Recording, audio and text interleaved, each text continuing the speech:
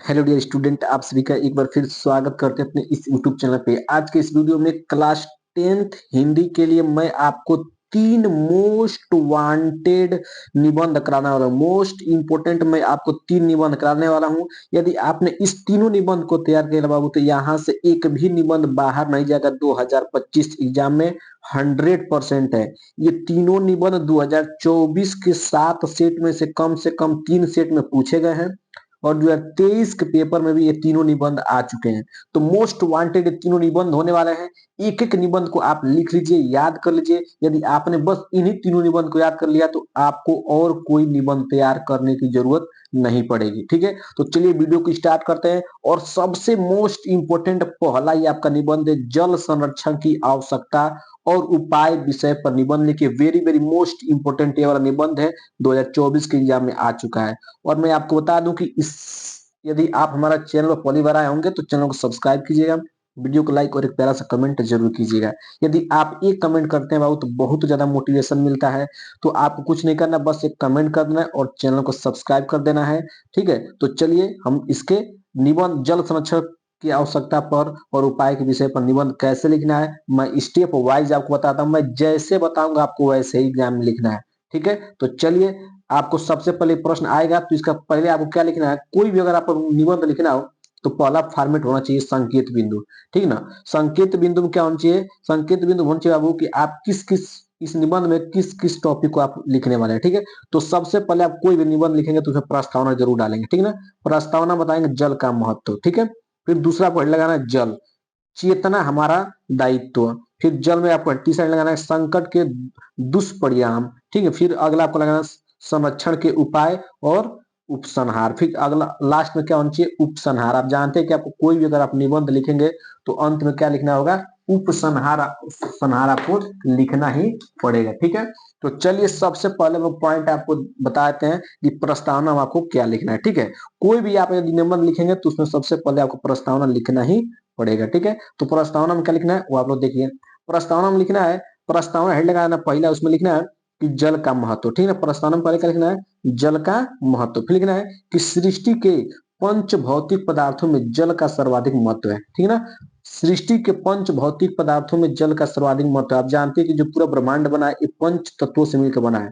ठीक है ना, उन पंच तत्वों में जो आपका जल है ये सर्वाधिक महत्वपूर्ण है। ठीक है, और यही जीवन का मूल आधार है। और यही क्या है, जीवन का मूल आधार है। मैंने एकदम आसान लैंग्वेज में लिखा बाबू, आपको मैंने कोई भी हार्ड लैंग्वेज हार्ड शब्द का प्रयोग नहीं किया है। ठीक है, तो इस धरती पर जल के कारण पेड़ पौधे वनस्पतियां बाग बगीचे आदि के साथ प्राणियों का जीवन सुरक्षित है।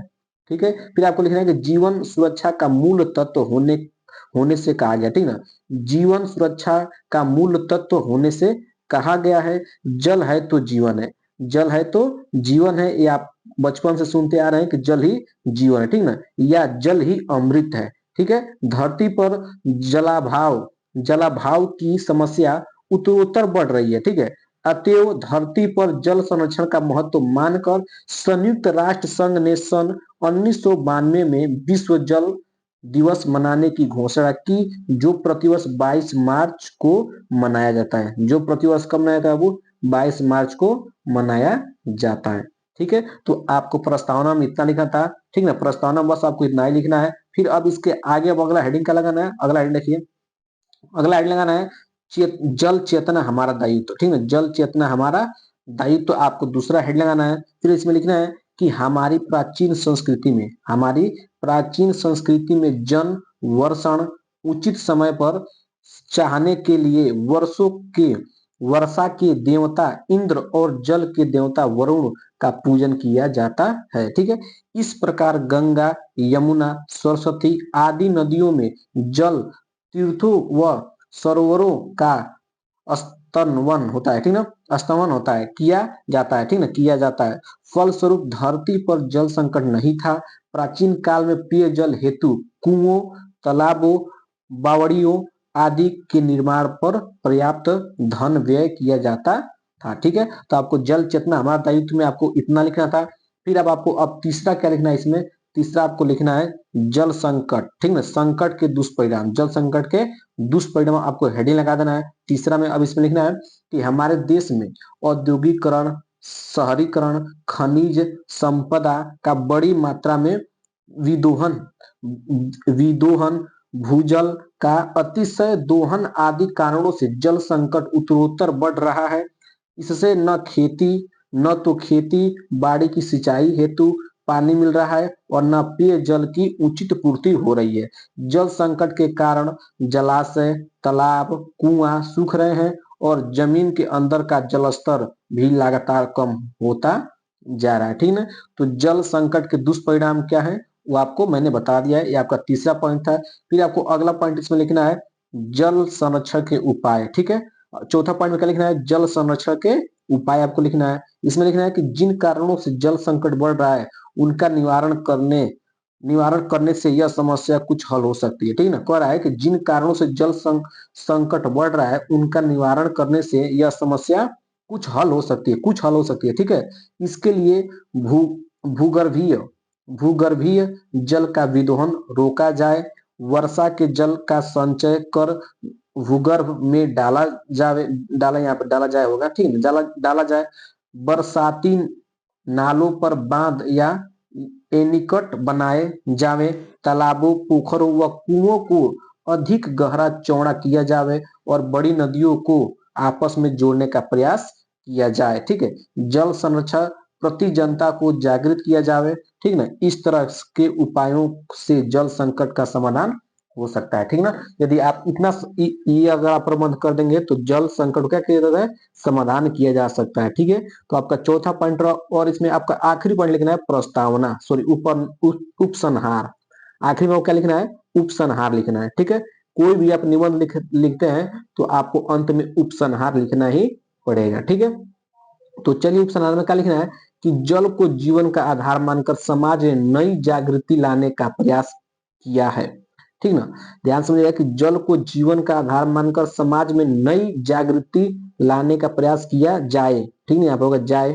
ठीक है, अमृतम जलम जैसे जन जागरण के कार्य किए जावे, इससे जल चेतना की जागृति लाने से जल संचय एवं जल संरक्षण की भावना का प्रसार होगा तथा इससे धरती का जीवन सुरक्षित रहेगा। ठीक है, तो इस तरह आपका जो निबंध था वो आपका कंप्लीट हो चुका है। बस आपको इतना ही लिखना है और आपने इतना लिख दिया तो आपका ये वाला निबंध क्या जाएगा, वो क्लियर हो जाएगा।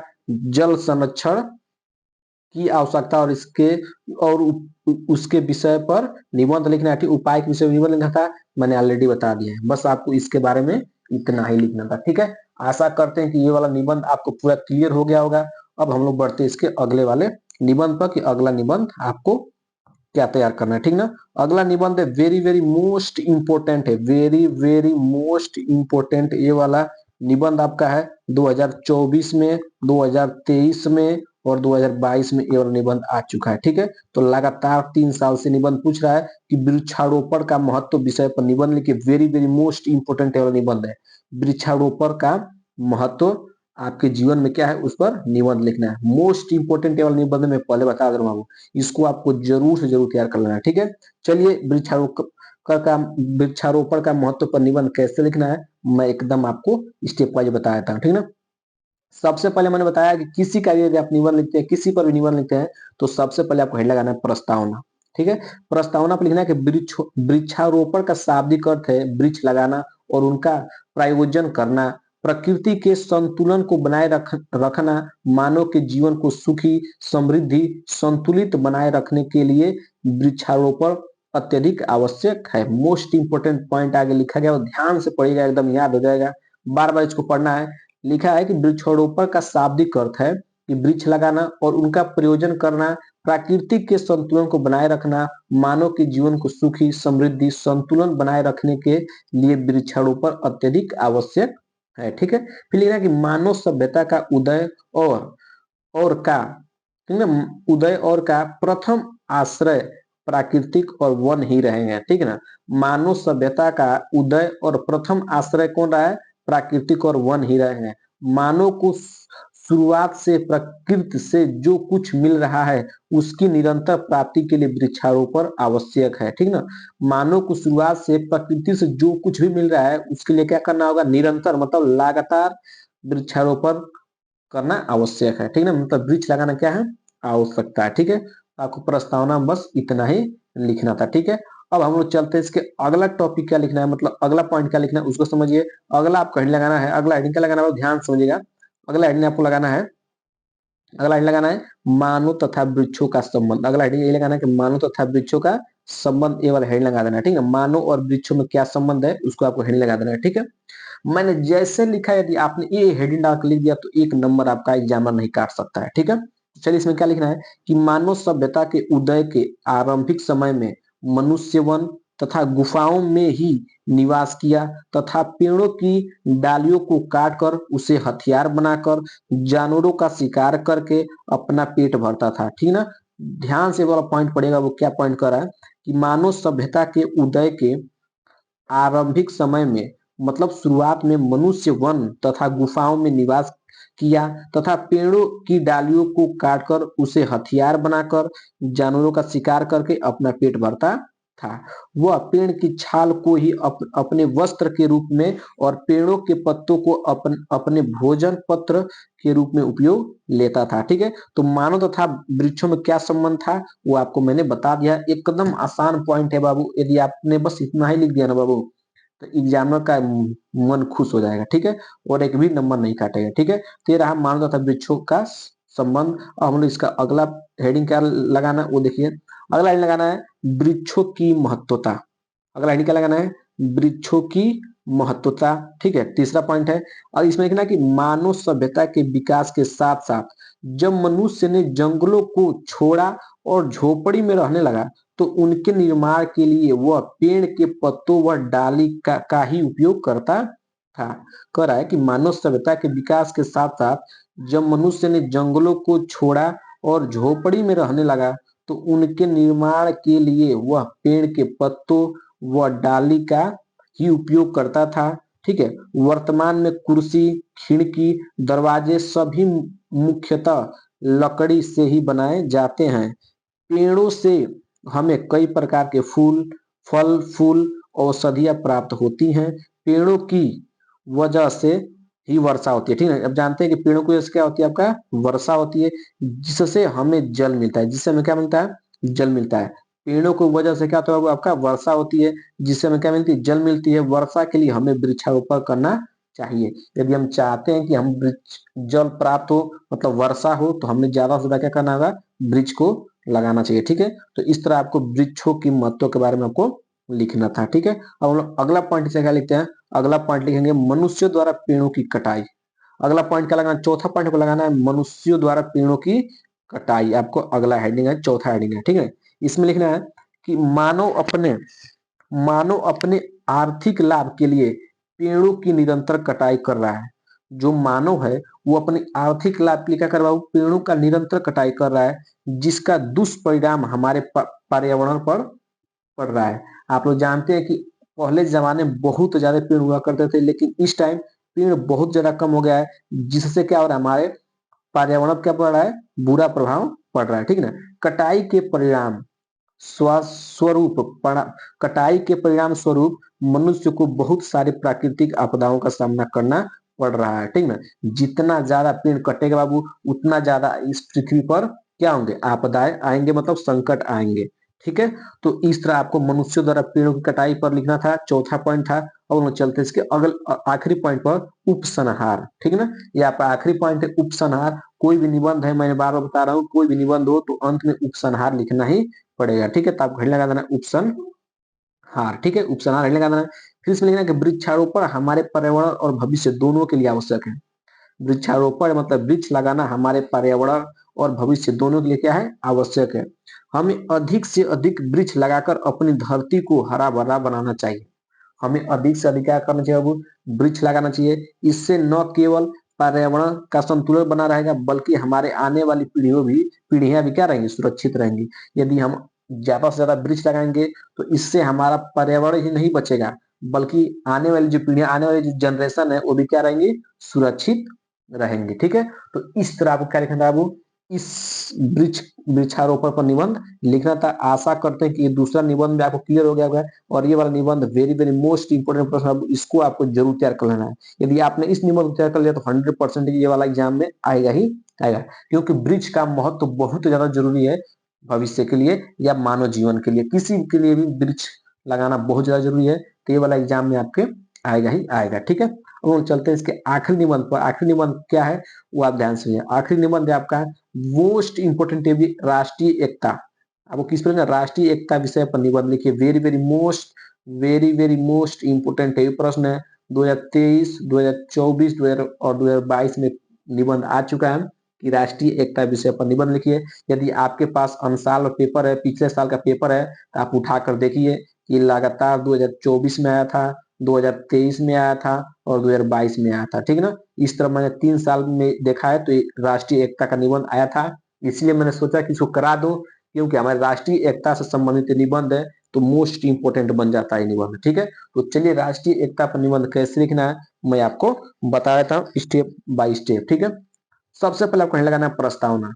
ठीक है, कोई भी निबंध लिखिए सबसे पहले हेडिंग क्या होना चाहिए, प्रस्तावना ही होना चाहिए। प्रस्तावना अपने हेड लगा देना। ठीक है, फिर ना कि वही राष्ट्र सुख, वैभव एवं प्रगति की मंजिल को प्राप्त कर सकता है जहां समस्त नागरिक बंधुत्व, स्नेह, ठीक है तथा एकता के सूत्र में आबद्ध हो। ठीक है ना, ध्यान समझिएगा। कह रहा है कि वही राष्ट्र सुख, वैभव एवं प्रगति की मंजिल को प्राप्त कर सकता है जहां समस्त नागरिक बंधुत्व, स्नेह, सद्भावना तथा एकता के सूत्र में आबद्ध हो। यदि नागरिकों के मन मानस मन मानस में, ध्यान से समझिएगा इसको, थोड़ा इसको रफ कर देते हैं। मन मानस में एकता एवं अपनेपन की भावना नहीं होगी तो वह राष्ट्र पतन के गर्त में चला जाएगा। ठीक है ना, प्रस्तावना में आपको इतना लिखना था। यहाँ से थोड़ा इंपॉर्टेंट है कि यदि नागरिकों के मन मानस में एकता एवं अपने मन की भावना नहीं होगी तो वह राष्ट्र पतन के गर्त में चला जाएगा। ठीक है, तो इस तरह आपको प्रस्तावना में लिखना था और प्रस्तावना लिखना बेहद जरूरी, मैं पहले बता दे रहा हूँ। ठीक है, यदि आप चाहते हैं कि निबंध में एक भी नंबर न कटे तो आप इसी तरह हेड लगा लिखेंगे। ठीक है, अब हम लोग चलते हैं इसके अगले पॉइंट पर। अगला पॉइंट क्या लिखना है, राष्ट्र के अंग। अगला पॉइंट क्या लिखना है, राष्ट्र के अंग लिखना है। राष्ट्र के अंग दूसरा दूसरा पॉइंट आपका राष्ट्र के अंग। ठीक है, इसमें लिखना है कि राष्ट्र के 3 अंग होते हैं। राष्ट्र के कितने अंग होते हैं, 3 अंग होते हैं। प्रथम वहां के निवासी, द्वितीय संस्कृति, तृतीय सभ्यता। ठीक है, राष्ट्र के 3 अंग होते हैं। पहला कौन, वहां के निवासी, द्वितीय उनकी संस्कृति और तृतीय क्या है, सभ्यता, उनकी सभ्यता क्या है ये। ठीक है, इस तरह आपके राष्ट्र के 3 अंग होते हैं। यह तीनों चीजें ही एक राष्ट्र का निर्माण करते हैं। यह तीनों चीज में क्या करती हैं, एक राष्ट्र का निर्माण करती हैं तथा उन्हें एकता के सूत्र में पिरोती है। ठीक है, तथा उन्हें क्या करती है, एकता के सूत्र में पिरोती है। सभ्यता यदि शरीर है सभ्यता यदि शरीर है तो राष्ट्र उसका प्राण है। कहा गया है कि सभ्यता यदि शरीर है तो उसका प्राण क्या है, राष्ट्र है। ठीक है, इसीलिए राष्ट्र रूपी शरीर के लिए संस्कृति रूपी प्राण को बनाए रखने की आवश्यकता है। ठीक है, इतना डीपली लिखा गया बाबू की यदि एग्जामिनर इसको पढ़ लिया ना 100% कि वो आपको एक भी नंबर काट नहीं सकता है। ठीक है, इसमें पूरा जान डाल दिया गया है इस निबंध में। ठीक है, तो इसको आपको दूसरा पॉइंट पर राष्ट्र के अंग में आपको इतना लिखना था। ठीक है, अब हम लोग बढ़ते हैं इसके अगले वाले पॉइंट पर। अगला पॉइंट क्या है, अगला पॉइंट आपका है एकता की अनिवार्यता।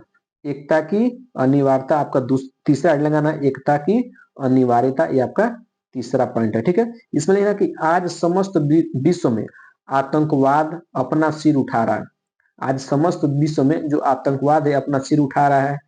निरीह लोगों की हत्या करके ये आतंकवादी अपने कुत्सित एवं घृणित इरादों को भी अंजाम दे रहे हैं। ठीक ना, गुजरात में जो कुछ हुआ वह इसका प्रत्यक्ष प्रमाण है। अतः आज युग में राष्ट्रीय एकता पर परम आवश्यक है। क्या है, परम आवश्यक है। गुजरात में जो हुआ वह इसका प्रत्यक्ष प्रमाण है। अतः आज के युग में राष्ट्रीय एकता क्या है, राष्ट्रीय एकता परम आवश्यक है। ठीक है, तो एकता की अनिवार्यता पर आपको इतना लिखना था। कम कम पॉइंट मैंने लिखा है, यदि आपने इतना ही लिख दिया तो आपका 1.5 पेज आराम से भर जाएगा, 1.5-2 पेज जरूर भर जाएगा। ठीक है, तो आप दूर दूर लिखिएगा। ठीक है, तो चलिए अब हम लोग बढ़ते हैं इसके अगले पॉइंट पर। आपको चौथा पॉइंट इसमें क्या लिखना है, एकता के मार्ग में अवरोध। आखिरी पॉइंट है आपका, चौथा पॉइंट है, और ये आखिरी पॉइंट है इस निबंध का। चौथा पॉइंट क्या है कि एकता के मार्ग में अवरोध। ठीक है, ये आपका चौथा पॉइंट है। इसमें लिखना है कि एकता के मार्ग में कुछ तत्व आज भी अवरोध बने हुए हैं। एकता के मार्ग में आज भी क्या बने हुए हैं? कुछ अवरोध बने हुए हैं। अंग्रेजों ने इस देश की धरती पर ऐसे विषैले बीजों को बो दिया है जो आज भी पनप रहे हैं। जो अंग्रेज हैं वो हमारे देश की धरती पर कुछ ऐसे विषैले बीज बो दिए बाबू, जो आज भी क्या हो रहे हैं? पनप रहे हैं, मतलब पैदा हो रहे हैं। ठीक है, आज अनेक विघटनकारी शक्तियां हमारे देश का नाश करने पर तुली हुई हैं। ठीक है, अगर राष्ट्र के कर्णधार देश या राष्ट्र की एकता को स्थिर रखने का प्रयास करते हैं तो वे इसे सफल नहीं हो पाते हैं। ठीक है, तो इस तरह क्या लिखना था? इस तरह आपको एकता के मार्ग में अवरोध पर इतना, मतलब इस पॉइंट में आपको इतना ही लिखना था। ठीक है, तो ये आपका चौथा पॉइंट था। और राष्ट्र की एकता पर आपको बस इतना ही निबंध लिखना है, इतना ही शब्द में लिखना है, आपका पूरा फुल नंबर मिल जाएगा। ठीक है, आशा करते हैं कि मैंने आपको टोटल बाबू 3 निबंध कराया है। कितना निबंध कराया है? 3 निबंध कराया है, और तीनों वेरी वेरी मोस्ट इंपोर्टेंट तीनों निबंध है। आपको कुछ नहीं करना है, बस आंख बंद करके इन तीनों निबंध को तैयार कर लीजिए। यदि आपने इन तीनों निबंध को तैयार कर लोगे तो यहाँ से एक भी निबंध ऐसा नहीं है जो आपके 2025 एग्जाम में नो आए। ठीक है, तो कुछ मत करिए, ज्यादा निबंध तैयार करने से कोई फायदा नहीं है। उतना आपसे याद भी नहीं हो पाएगा, क्योंकि बहुत सब्जेक्ट है, सभी सब्जेक्ट को थोड़ा थोड़ा मतलब तैयारी करना है पूरा पूरा। तो इसीलिए ज्यादा मत याद करिए, याद उतना ही करिए जितना एग्जाम में आ जाए। ठीक है, तो बस आपको 3 निबंध तैयार करना है, यही मैंने बता दिया है। ठीक है, बाकी एक और निबंध मैं आपको करा दूंगा जो मोस्ट इंपोर्टेंट और होगा। बस आपको 4 ही निबंध तैयार करना है, जो मैं अगले वीडियो में, ठीक है, एक और निबंध करा दूंगा मोस्ट इंपोर्टेंट। ठीक है, तो वीडियो कैसा लगा कमेंट बॉक्स में जरूर दिएगा बाबू। ठीक है, तो चलिए मिलते हैं अगले वीडियो।